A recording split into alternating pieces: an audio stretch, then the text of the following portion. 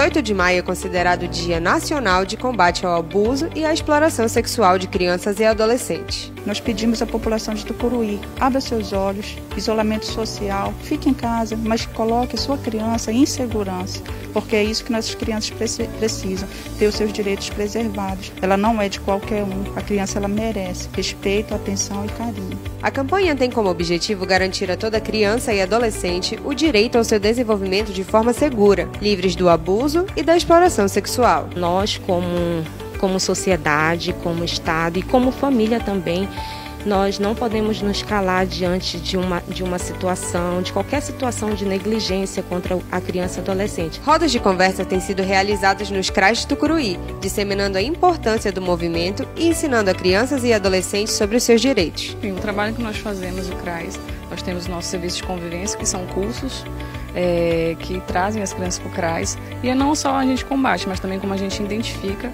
casos de violação de direito dessas crianças. Faça bonito, proteja nossas crianças e adolescentes. Prefeitura de Tucuruí, trabalho, paz e progresso.